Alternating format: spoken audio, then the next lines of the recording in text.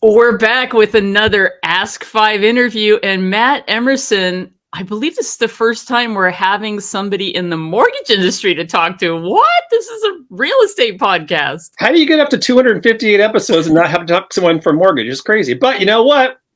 We saved the mortgage person for the best mortgage person. And she is my favorite loan officer. She's done all my loans for me, and she's who I prefer to work with in all my transactions out here. And she's so cool the way she handles her business.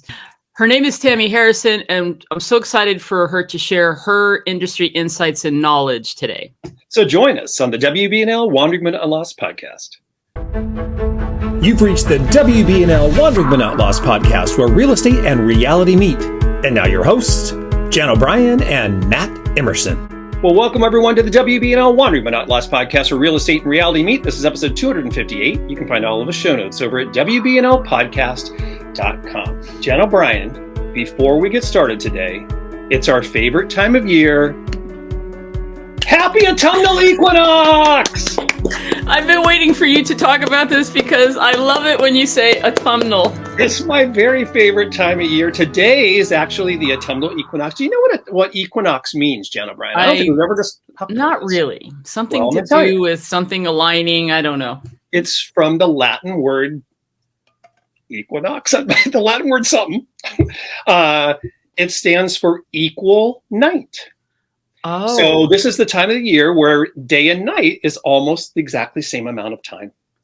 Well, your fun fact for today here on the WBNL podcast. There you have it. Very exciting. So all I know is it's already getting cooler at nighttime. Yes. It feels like fall has already happened, and it's just the best time of year. So love it. That's all I have to say about Well, that. what a perfect day to invite our guest in, right? So let me tell you a little bit about, let's bring Tammy Harrison in. I'm going to tell a fun story here before I ask Tammy to share a little bit about herself. So I was trying to remember how long we've known each other, and this is the memory that just came up.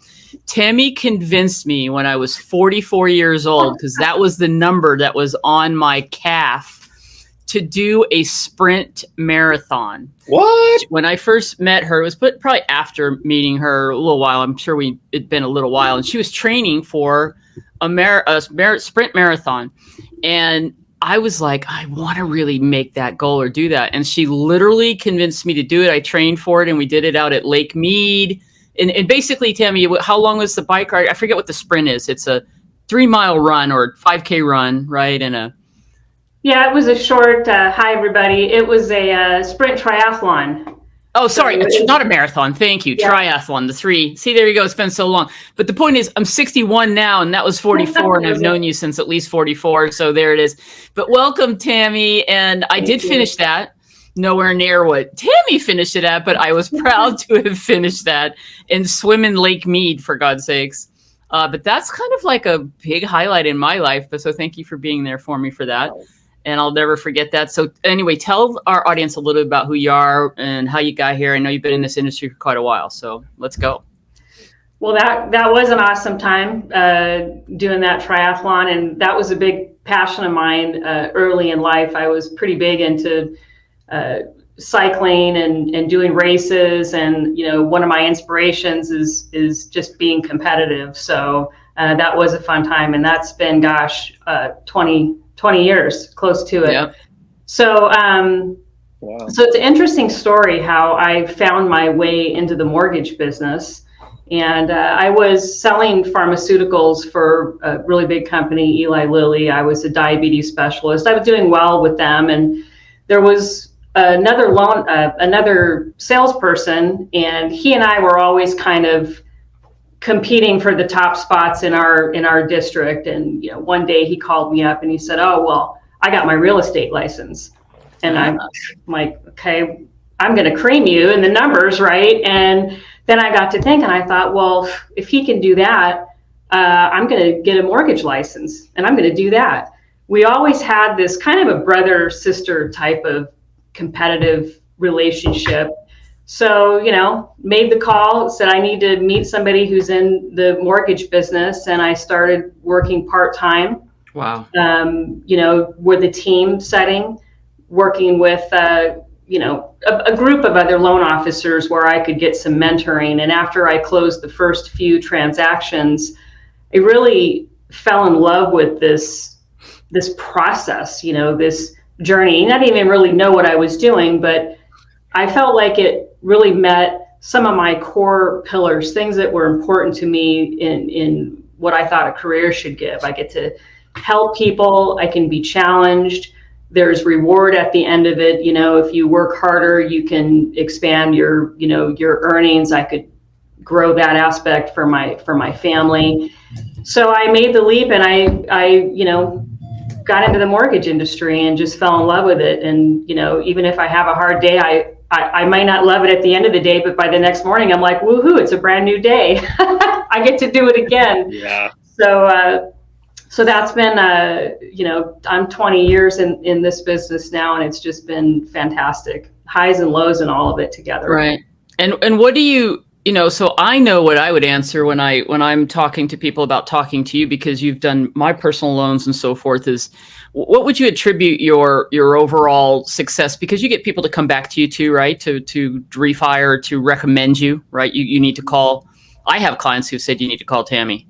So, what would you attribute as to that you believe are some of the key things that you've done that can correlate to real estate professionals, mortgage professionals, or the way you run your business? Can you share some of the things that you do? Yeah. And this is a great question. And I get asked this from other mortgage professionals. How do you get your clients to come back with you? And part of that really is how I treat people and my process, how I approach my role in process. I'm part of a team.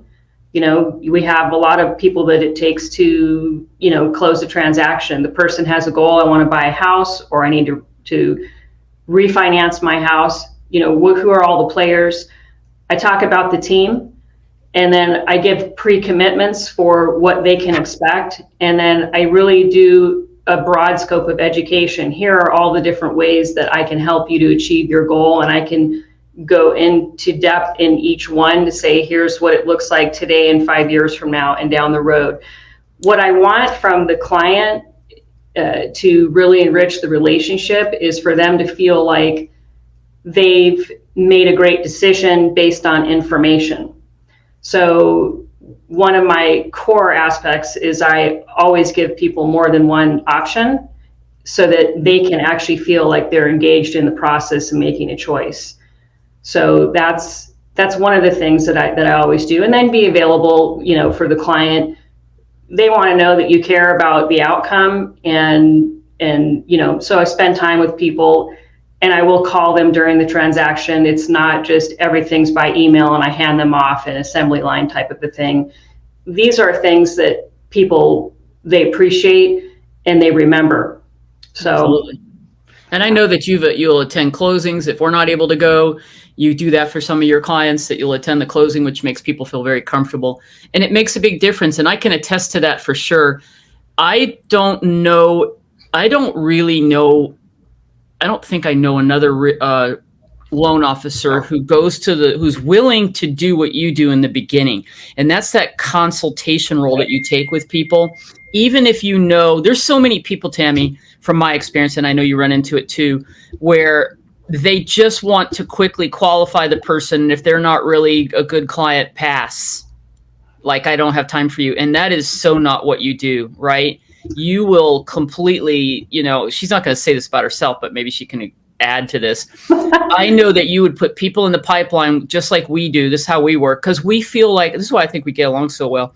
We are coaching and helping those people for real, not just to get another deal in the pipeline. It's like, let's help this person go from here to squaring away their credit, so 6 months or a year from now they can buy a house. Can you talk a little bit about that process of what you do? I can give you, and I'm really big on testimonials, but yes, I was just going to say, maybe you have a testimony to share.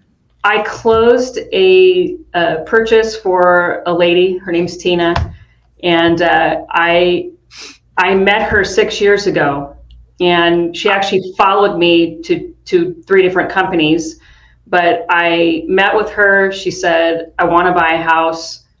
I want a place that I can call my own. I want to paint when I want. I want to do what I want. I want dogs. I want my husband to be able to put his tools up and not have to worry. She had this vision for her family. And so I met with her. We reviewed her credit and her buying power and all of that.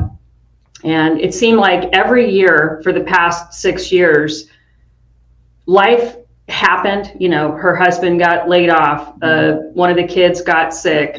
The pandemic happened. There was always something every year that tripped her, and then prices have been going up, rates have been going up, and it was finally time. And, in the toughest market, right? Look how tough the market's been. She got her house this year after all this time. And, we've become friends in this process. So once I bring that person into, kind of my circle, I want to see it through. I want to stay with them. And she went through a number of real estate professionals along the way, because like you're saying, some people, they couldn't get the closing and they said, I'm moving on.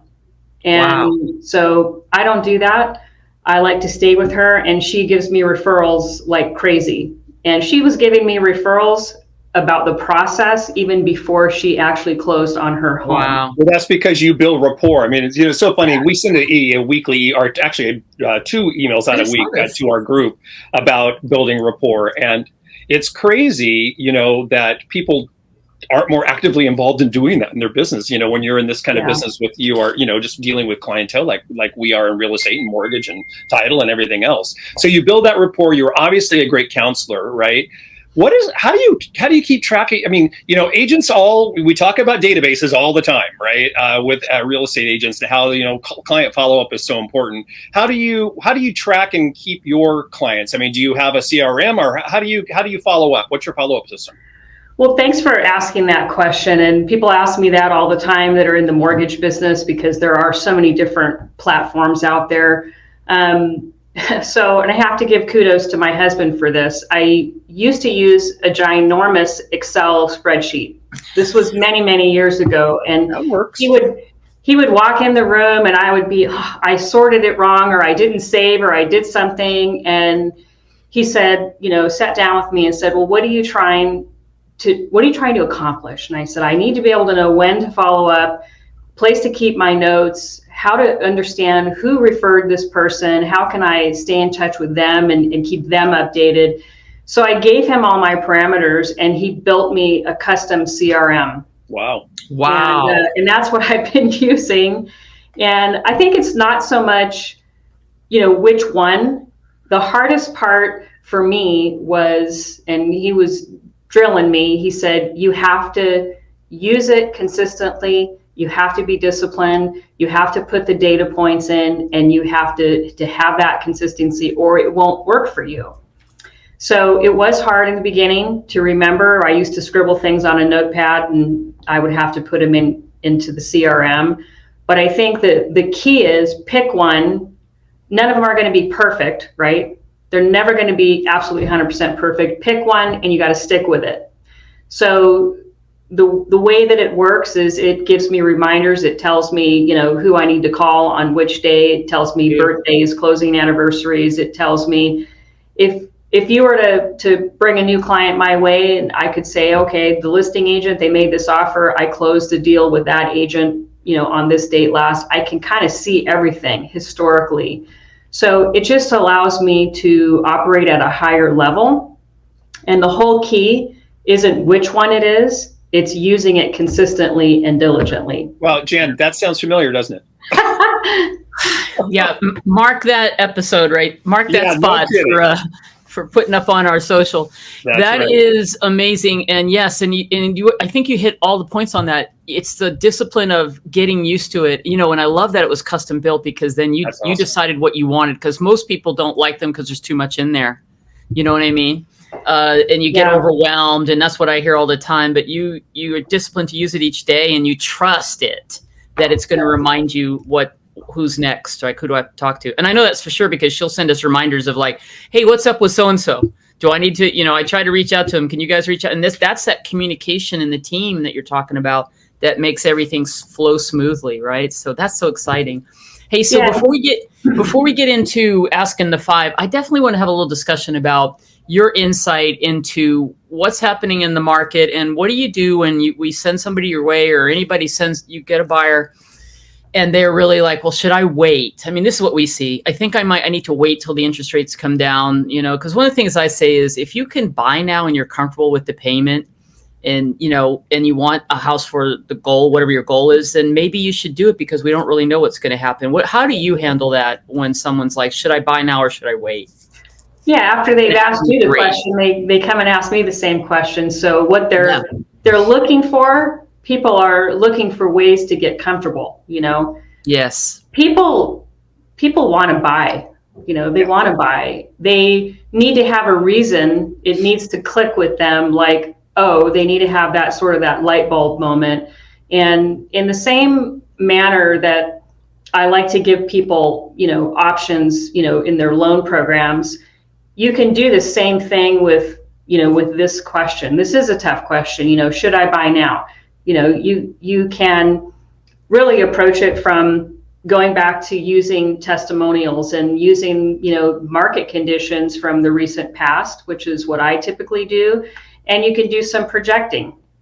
So they want to buy a house, you attack it first with, if it's the interest rates are high, well, interest rates, they do go up and down.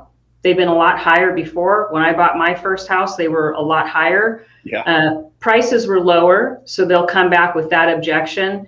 And you can take that and you can use that because if you look back 30, 40 years, home prices, except for a few little hiccups, are going up. They are increasing. You can't have one segment decreasing while everything else, from the standpoint of pricing, go down.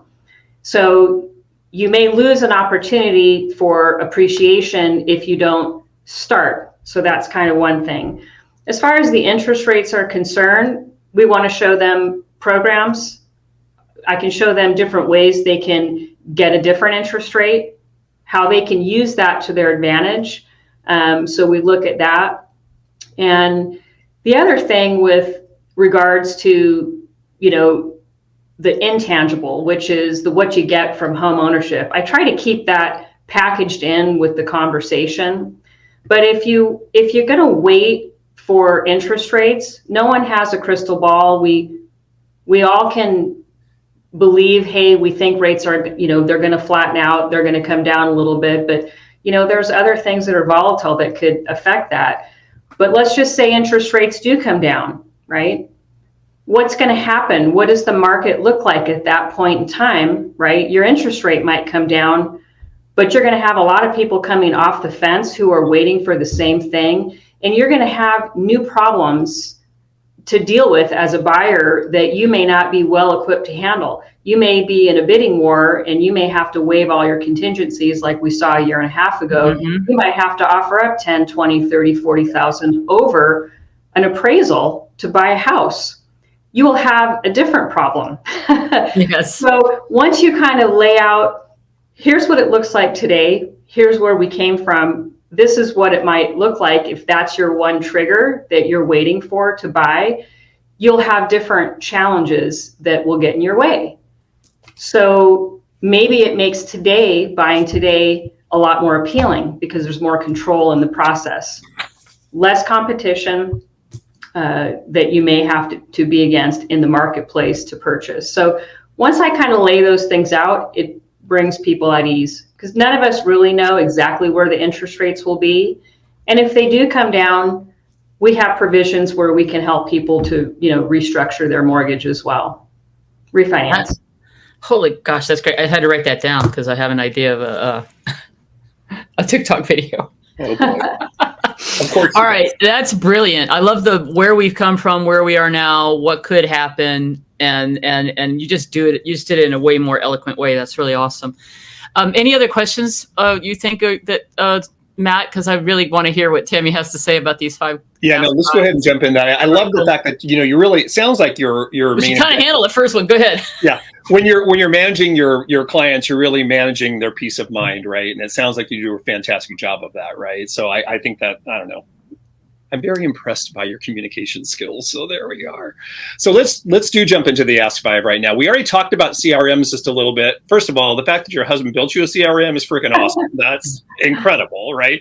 And you are so right about those CRMs. It doesn't make any difference what the heck you do. And quite frankly, a piece of paper is fine, just as long as you have an organized system and you actually implement and you are doing something consistent. It's just so, I love hearing people talk about how they follow up. So this first question is all really about follow up and how you actually stay in contact and how you grow and work your SOI and your database. So, I mean, you kind of mentioned birthdays and anniversaries and stuff like that. I mean, what do you actively do to market and to really talk to your clients from that CRM? Right. So the first part of the process is wooing them during the process. So for clients that we've actually done a transaction with, not just, people that are in your sphere of influence, like friends, families, neighbors, but for clients that we've worked a transaction, I really follow a very tight protocol in that process to make sure they don't forget me, because that's the biggest part, right? So really about 8 touches always during the transaction. When we close, we have the closing gift, the thank you within the first week. Did you get your closing package? This is by phone, usually by phone. Any refund if they needed that. And then we hit the end of year. I send a hard copy of the settlement statement, right? And then I do phone calls for birthdays, closing anniversary, and I do a send out for an annual mortgage review. So then from there, after the first year, after I've, gotten all over them and really stayed top of mind, then we hit them with about 4 touches, holidays. We always do the birthday, the closing anniversary, and I'll do a mortgage review. And as often as possible, I do them by phone. Some people do like text, but if you can get somebody on the phone, because most people aren't calling people on the phone, right, and they'll answer my call because my name comes up when I call them. So, it is a carve out you have to do in your day. You have to devote yourself to it. But it really does work. Everybody's using technology to send, and it's not as personal, and it's easier to get deleted. They have to actually look at the phone and say, gee, I'm not going to take that call. And that's just doesn't happen. So that's a big component, and one that I would say, if you can get behind that, even if you made 1 or 5 phone calls a day to start, it's the doing it every day that will start to bring that value out of your database. Cool. Wow. It was funny because you had mentioned making that contact on the telephone a couple times already earlier in the conversation. And it is really so impressive because that makes such a huge difference. And of course, they're going to know you because you've already touched them 8 times during the transaction anyway. I mean, it's wild. So congratulations for doing that. It's so funny how similar the mortgage business really is to real estate, and how they are really just tied together because it's, it's all. But did everybody hear? I think if you went back and looked at, 50 different episodes of our podcast, we probably have discussed those same tactics. And the difference is Tammy actually does it. She's executing it, and she has it in a system that makes it happen. So there you go. The simple fact that you're making the phone call, the simple fact that you're making the phone call instead of doing the text or doing the email is huge. Matter of fact, we just did a podcast on this, right? So it's just kind of funny that you were right on sync with WBNL coaching. And I experienced that as a customer, as a client, and that's what I'm saying. God, her follow-up is freaking. I'm not even doing this good with my clients. So, so the first question was about. Everyone always says, "Hey, all my business comes from referrals." That's my experience as a coach. So we always like to ask, "What's a tactic?" And you can do it for your from your perspective as a mortgage loan officer or whatever, but what's a tactic to get new business, get people that you don't know to work with you? Well, and it probably is different in the mortgage. So, my number 1 tactic is when I, working a new transaction, I'm going to be exposed to a new agent on the other side of the transaction. Now, in my local market here, I do business in other states, but in the local market, I know a lot of the agents. But anytime there's an agent that I either haven't worked with them in a while or I've never worked with them, and even if I have worked with them before, I always pick up the phone, I call, thank you, I received the contract, I'm going to introduce you to my team. I set a pre-commitment right at that time for how many times I'm going to touch them during the transaction. And I usually will tell them those will come by email until we get closer to the end. They'll get a phone call from me, towards the end. I set a pre-commitment for service, then I deliver it. And now it becomes memorable. And I also call the escrow officers because who do they know? They sit with realtors and work with realtors all day long. So I make best friends with them as well. And I always emphasize the team component because it's a new team that comes together on every transaction. It's a new team of people. And I want to bring all of them together. And then another thing that I do, and this is important too, is you just got to talk to everyone. People need to know what you do for a living. This is a super easy one because we're out and about. And if you're not great at conversation starting, wear your name tag. If you have a branded shirt, not as much, but if you're wearing a name tag, it really says, this is what I do. I came from the office. And hopefully if you're too not, great at conversation starting, someone in line or in the elevator or at the store will see it and they'll approach you because everybody wants to know about what we do. People always have questions. There's such a high level of interest in, in real estate and in mortgage. So that is a great one, man. Freaking just like talk to people. Hello. Just talk to people. That's funny. All right.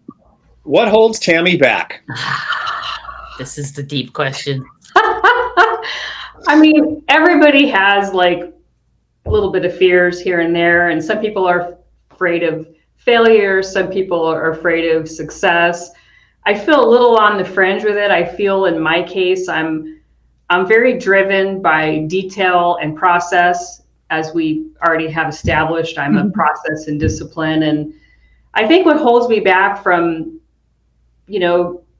helping even more people is that I like to spend time with my clients. I'm more like building a Rolls Royce that only puts out like 6,000 cars a year, right? Versus Ford's putting out 4 or 5 million cars. I think I could do more if I changed my model to more of an assembly line approach, but I wouldn't get as much joy from it. So I stay in my lane and I do it that way. And I would say it holds me back from doing more, but I get more joy out of running my business this way. So that's a good answer. Although I think you might be selling yourself a little bit short. I think your analogy on the Rolls Royce or the luxury car is that's the kind of service you give, because if you can't be the, not do a lot of business and be in the president's circle or a million years in a row. So there's a conflict there, Tammy, that I'm picking up, but that's okay. I guess we'll let you slide on that. So, like something says I'm supposed to do more. No. Okay. Right. So inspiration question.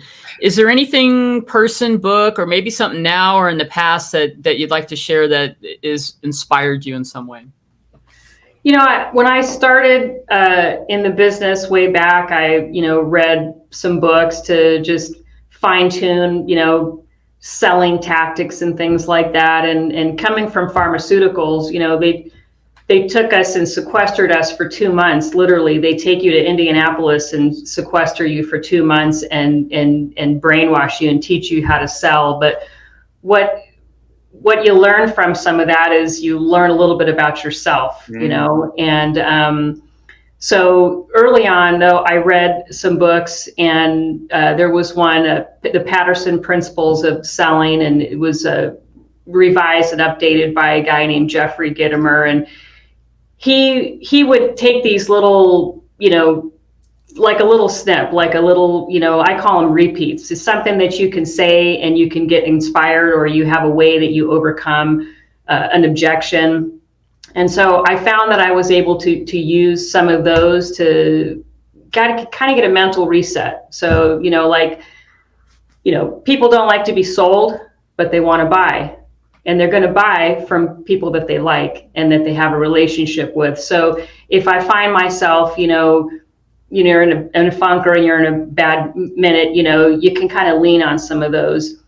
A person that's been very influential in my life, and she's passed now, but my grandmother, I lived with my mom and my grandmother as a young person, and both of them were very strong survivors, just, great ladies. My grandmother in particular, she would just drill into my head all the time, constantly, you can do anything you want if you just put your mind to it. And, I like to call it a form of brainwashing, but it really gives me the mental fortitude to be inspired every day. So I could have a really rotten day and I'm up the next morning, like, woohoo, the sun is out and I can get after it because I can do anything I put my mind to. And it just sort of allows me to get a refresh whenever I need it by just hanging on to that. And, for some people, they could read books and, you can do coaching, and it's really whatever works for you. But the whole point is to find a way for you to have control over what you think about, because that's how you're going to execute your day, is what's in your head all day long. So I kind of hang on to those things, and that really helps me to stay motivated and inspired. And I'm a competitive person too, so that doesn't hurt either. Now, before we go into the fifth question, you just maybe it's a follow up to that, because as long as you've been in the industry, all of us, all three of us here, have seen the ups and downs and the cycles of real estate, and they will continue. It's never, that's the one thing we can count on in real estate. Is that, because I remember having a conversation with you about like how the markets change, and what do you do beyond this? Is there more than mindset that helps you make the adjustment? Because there are a lot of people right now, Tammy, in this year that are having their worst year ever because they haven't made that adjustment. Yeah. Or I personally am having my best year ever, and you're a big part of that. But it's because we adjusted and looked ahead and knew what we needed to switch or work on or just focus on. But what could you add to that could help anybody listening if they're feeling like, well, this has just been a bad year and, whatever? Because we all go up and down, and beyond just getting back to those basics that you just shared, is there anything else that just can inspire somebody to say, this is what you have to do to thrive all the time? Well, I mean, I could spend probably a lot of time on that, at least from the side of mortgage, but I guess I have to kind of address it from my perspective. Yeah. Mm-hmm. I always try to look at what are the things that are changing that is like a new tool. Because really, it's the same problem we have. It just looks different. That's right. Right. It's, when we had really low interest rates, we had so many buyers and we had really out of control competition. It just looks different right now. So how you approach your day is really, again, it kind of goes back to that mindset. You can throw in the towel and you can give up, or you can say, what are the tools that I have? What are the opportunities that I have? And how can I convert that? But you have to start with your mindset every day. And are the things I'm doing working right now, or are there new ways I can approach my business? Are the relationships I have working? I mean, if you have, let's just say you're, for a loan officer, you have X amount of people that you talk to on a daily basis, real estate agents, other professionals, what's draining your battery and what's getting you revved up? Maybe you don't start your day talking to the people that drain your battery, little tweaks and changes like that to keep you excited. Because if you're not taking action towards your goals because your mental mindset is bad, really doesn't matter what the market looks like. Because when the market turns, you might still be not mentally ready to take advantage of that. So exercising that every day, finding ways to either connect with another group of people, hold yourself accountable, get a coach, have a daily time frame where you are doing something to get you revved up and excited, and then have your plan of attack for the day and then execute. Wow. I hope that answered your question. Yes, expertly, and thank you. Yeah, okay. It does. Go ahead, Jan. No, that was it. That was I got nothing. It did answer that question, but I think it also answered our final question, which was mic drop. Yeah, what's your best advice for agents to, kind of finish the year strong and to thrive in, 2024 as we, go beyond 2023? But a lot of what you just said answers that question. So, any other tips? Well, and I say that I've casually coached other people. And sometimes I'm casually coaching realtors when I'm talking to them and they're feeling, beat up. Hey, Q4 isn't the end. It's the start. Yeah. Q1's the start. Q2's the start. Q3's the start. You can't buy in to that negativity, right? You just have to know your value, know your proposition, be disciplined, right? If you screw up, right? Let's say you screw up. You don't wait to start January 1st. You start tomorrow if you get off path. So you're going to hear a lot of people, this is every year. Oh, it's coming into the holidays. This year has been horrible. I'm going to write it off and I'm going to get started in January. But here's the thing. People are exiting the business and people do take time off. I'm not saying don't plan for that special time and to make new memories with your family, but don't take your foot off the pedal, because this will be the time when someone else is goofing around and you have an opportunity to forge a new relationship while your competition has given up on 2023. You'll have opportunities to slide yourself in and make new relationships that will feed your business. So, that's what I say. Q4 isn't the end, it's the beginning. That's awesome. Good stuff. Man, I'm inspired. Actually, I think Tammy's title is actually just coach. Is going to be your title. She is a coach, man. That's why I love her. Crap. Casual coaching. Casual coaching, Casual coach, Tammy. It's like when I talk with my clients about buying their house and, they're in the doldrums about, the prices and rates and, you have to focus and you have to sell what you have, right? You have less inventory, but you can sell what you have. I have to sell my rates, my products.